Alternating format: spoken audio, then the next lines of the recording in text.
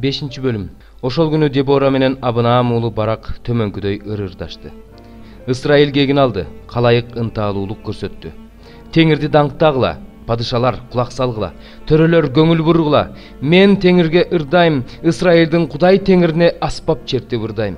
Сен, Теңир, Сейирден чыкканыңда, Эдом талаасынан салтанат менен чыкканыңда, жер солкулдап, асмандан суу тамчылап, булуттар жамгыр төккөн. Теңирдин алдында тоолор, Ысрайылдын Кудай Теңиринин алдында Синай тоосу солкулдаган. Анаттын уулу Шамгардын убагында, Жайелдин убагында жолдор ээн жаткан. Мурда түз жолдор менен жүргөндөр ошол убакта айланма жолдор менен жүрүп калышкан. Мен, Дебора, Ысрайылдагы эне, ордуман турганга чейин Ысрайылдын кыштактарында эч ким жашабай калган. Алар жаңы кудайларды тандап алышканда дарбаза алдында согуш болду. 40 000 Ысрайылдыктын калканы менен найзасын көрдүңөр беле? Жүрөгүм силер менен, Ысрайыл башчылары, өз ыктыяры менен элин коргогондор, Теңирди даңктагыла. Ак урга чешекке минип жүргөндөр, килемде отургандар, жолдо кетип бараткандар, ырдагыла. Кудуктардын жанына малын чогулткандар, Теңирди даңктап, Ысрайыл жол башчыларын мактап ырдашсын. Ошондо Кудайдын эли дарбазаларды карай жөнөдү. Шаттан, Дебора, ырырдап даңкта. Тур, Барак, Абынаам уулу, туткундарыңды алып бас. Ошондо Теңир күчтүүлөрдү аз сандагы адамдарга багынтып берген. Теңир мага эр жүрөктөрдү багынтып берген. Амалыктын жерине отурукташып калган Эпрайымдыктар келишкен. Анын артынан Бенжамин өз эли менен келген. Эл башчылар Махирден, калем кармаганды билген катчылар Забулундан келишкен. Исахардын төрөлөрү Дебора менен келишти. Исахар да Барактай болуп өрөөнгө жөө түштү. Рубейн уулдарынын арасында чоң келишпестик бар. Малдын маараганын угуп, мал короолордо эмне турасың? Рубейн уулдарынын арасында чоң келишпестик бар. Иордандын наркы өзүндө Гилад тынч жашап жатат. Кемелери бар Дан эмнеден корксун? Ашыр деңиз жээгинде отурат. Кемелер токтоочу жайдын жанында тынч жашап жатат. Забулун өз жанын тобокелге салган эл. Напталыда дөңсөлөрдө өз жанын тобокелге салган эл. Падышалар келишти, салгылашышты. Ошондо Канаан падышалары Мегидо сууларынын жанындагы Танакта салгылашышты. Бирок күмүш олжоолоп алышкан жок. Асманда жылдыздар салгылашышты. Өз жолдорунда Сисра менен салгылашышты. Аларды Кишон дарыясы, байыркы дарыя, Кишон дарыясы агызып кетти. Жаным душмандарымдын күчүн төбеле. Анын күчтүүлөрү качканда аттарынын туяктары майтарылып сынды. Мейрос шаарын каргагыла дейт Теңирдин периштеси. Анда жашагандарды каргагыла. Анткени алар Теңирге жардамга келишкен жок. Теңирге жана кайраттууларга көмөк беришкен жок. Кейни Кебердин зайыбы Жайел, чатырларда жашаган аялдардын арасындагы ал баталуу болсун. Сисра суу сураганда ал сүт берди. Төрөлөр ичкен чөйчөккө эң жакшы сүт куюп келди. Сол колуна казык, оң колуна темир устанын балкасын алып, Сисраны чыкыйга сайып, башын жарды. Ал аялдын бутуна жыгылып жатып калды. Анын бутуна кулады, кулаган жеринде өлдү. Сисранын энеси тор терезеден карап, анын майдан арабасы эмнеге мынча кечигет? Анын майдан арабасынын дөңгөлөктөрүнүн дабышы эмнеге угулбайт деп боздойт. Анын кызматчы аялдарынын акылдуулары ага жооп берет. Ал өзүнө өзү жооп берет. Алар олжо таап алып, бөлүшүп жатышса керек. Ар бир жоокерге бирден же экиден кыз тийсе керек. Олжодон Сисрага ар кыл түстүү, ичи тышы саймаланган, туткундун жонунан сыйрылып алынган кийим тийсе керек. Теңир, сенин кас душмандарың мына ушинтип жок болсун. Теңирди сүйгөндөр болсо бардык күч кубаты менен жаркырап чыккан күндөй болсун. Ошентип жер үстүндө 40 жыл тынчтык болду. 9-бөлүм. Шабыл болсо мурункусундай эле Теңирдин шакирттерин коркутууну жана өлтүрүүнү каалап, башкы ыйык кызмат кылуучуга барды. Бул окутууну жолдогондордун кимисин тапса, ал эркек болобу, аял болобу аны байлап, Иерусалимге алып келиш үчүн Шабыландан Дамасктагы синагогаларга кат жазып берүүсүн өтүндү. Ошентип ал жолго чыгып, Дамаскка жакындап калганда, күтүлбөгөн жерден ага асмандан бир жарык түштү. Ал жерге жыгылды. Ошондо ал Шабыл, эмне үчүн мени кубалап жатасың деген үндү укту. Сен кимсиң, Теңир деп сурады Шабыл. Теңир ага сен кубалап жаткан Ыйсамын деп жооп берди. Уштуу таякка каршы тура албайсың. Ал корккондон титиреп мындай деди: Теңир, мага эмне кылууну буйрасың? Теңир ага: тургунда шаарга баргын. Ошондо сага эмне кылышың керек экендиги айтылат деди. Аны менен бирге бара жаткан адамдар үндү угуп, бирок эч кимди көрбөй селдейип туруп калышты. Ордунан турган Шабыл көздөрү ачык болгонуна карабастан эч кимди көргөн жок. Аны колунан жетелеп Дамаска алып келишти. Анын көзү 3 күн көргөн жок, ал тамак да жеген жок. Дамаскта Анания деген бир шакирт бар эле. Теңир көрүнүш аркылуу ага Анания деп кайрылды. Ал болсо мен угуп жатам Теңирим деп жооп берди. Ошондо Теңир ага мындай деди: "Тур, Түз көчөсү деп аталган көчөгө барып, Жүйүт деген кишинин үйүнөн Шабыл деген тарстык кишини сура. Ал азыр сыйынып жатат."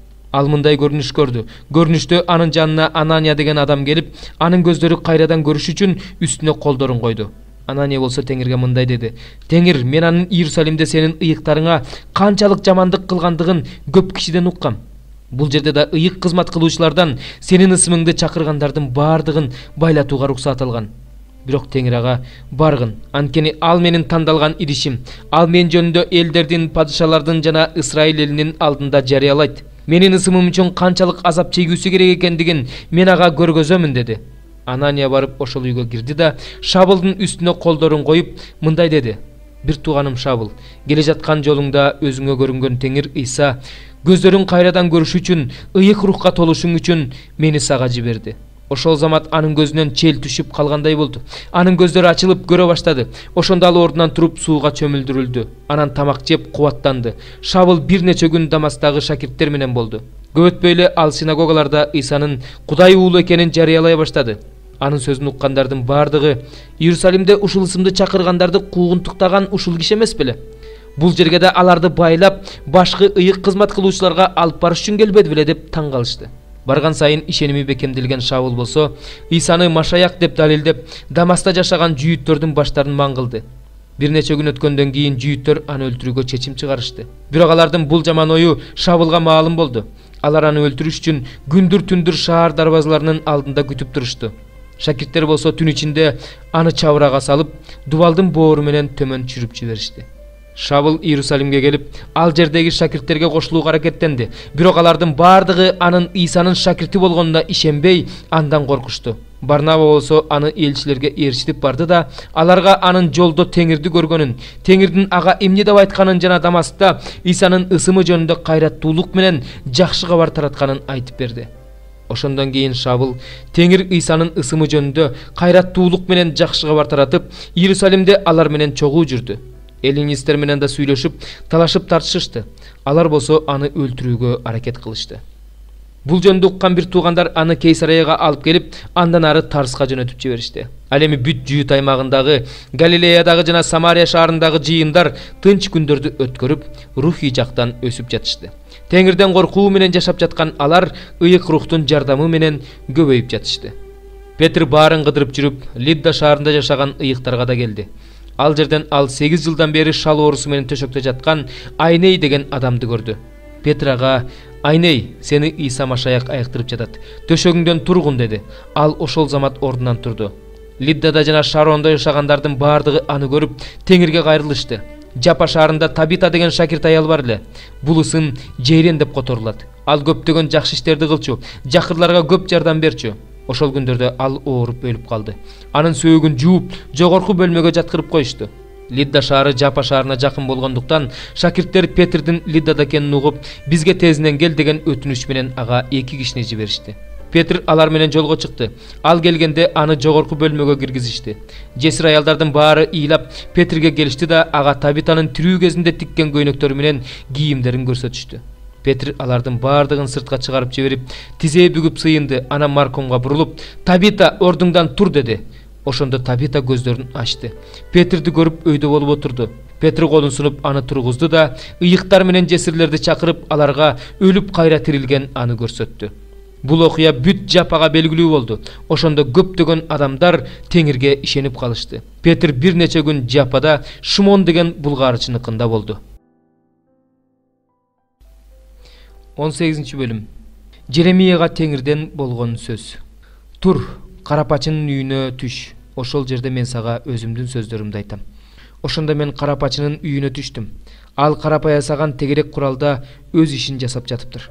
Карапачы топурактан жасап жаткан идиш анын колунда бузулуп калды.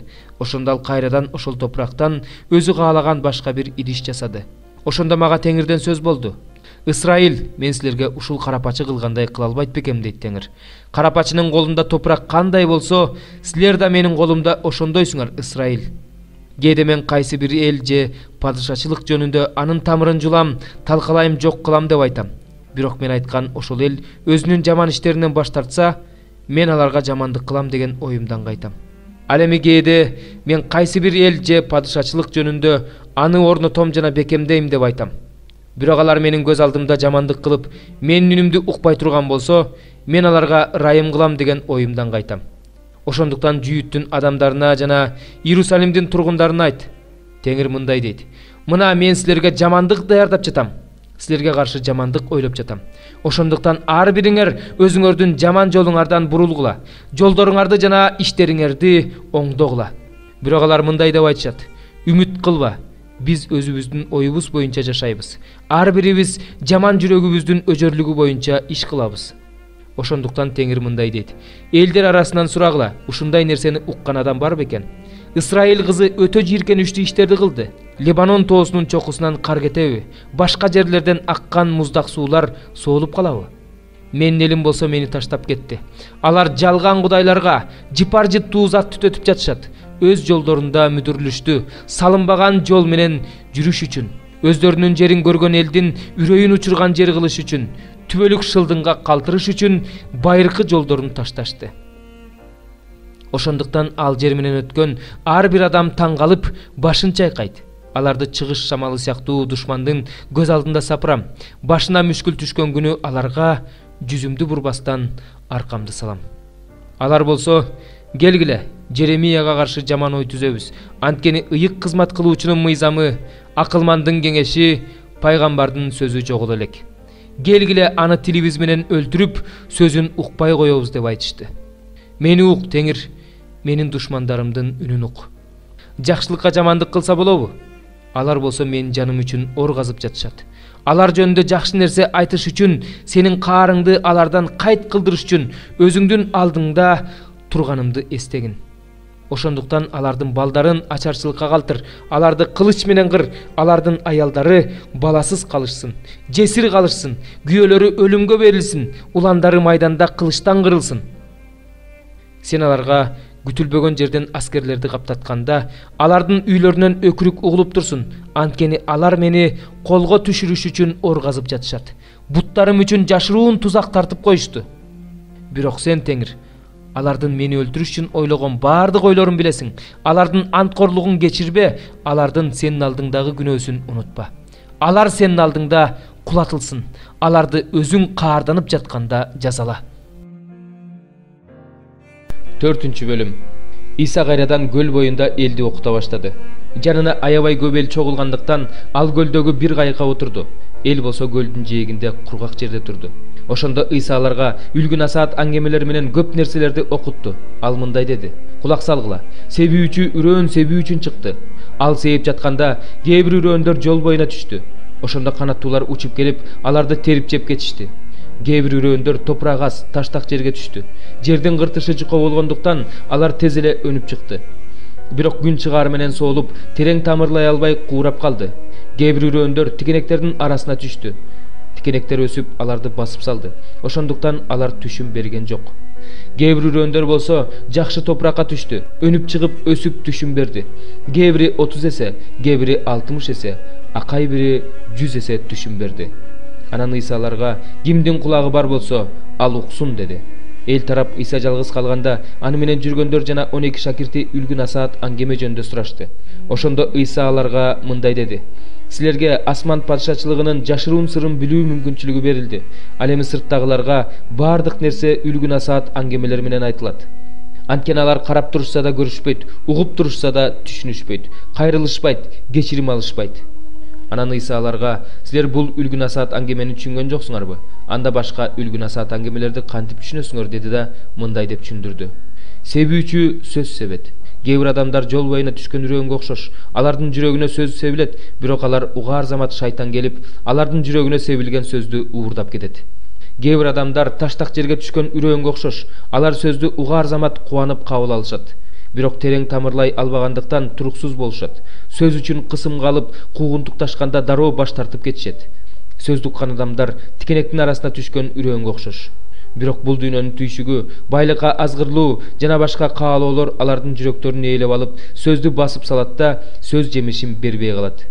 Кээ бир адамдар жакшы топуракка түшкөн үрөөнгө окшош. Алар сөздү угуп кабыл алышат. Кээ бири 30 эсе, кээ бири 60 эсе, кээ бири 100 эсе түшүн берет.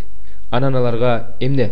Чыракты көмкөрүлгөн идиштин жегеребеттин астына коюш үчүн алып келеби? Чыракты чырак баяга коюш үчүн алып келет эмеспи?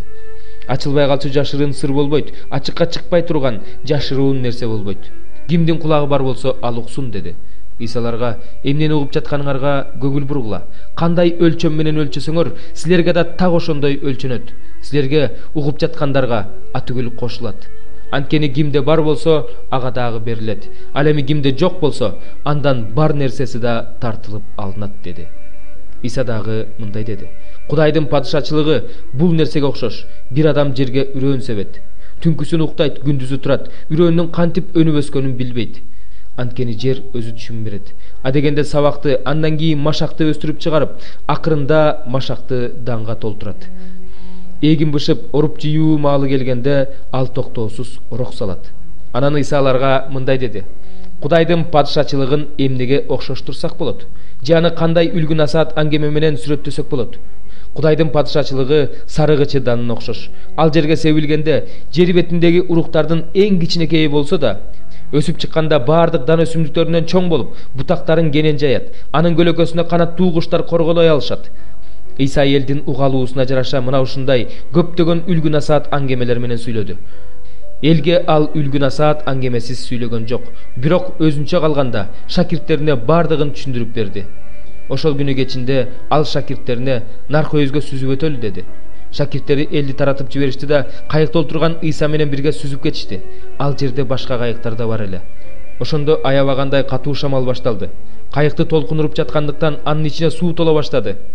Иса болсо кайыктын арткы бөлүгүндө башына жаздык жазданып уктап жаткан эле. Шакирттери Исаны ойго түшүп, ага: "Устат, биз чөгүп кетсек деле сага баары бирби" дешти. Ошондо Иса ордунан туруп, шамалга тыюу салды да көлгө: "Тынчтан, токто" деди. Шамал басылып, улуу тынчтык өкүм сүрдү. Анан аларга: "Эмне мынча коркоксуңар? Эмнеге ишенимиңер жок?" деди.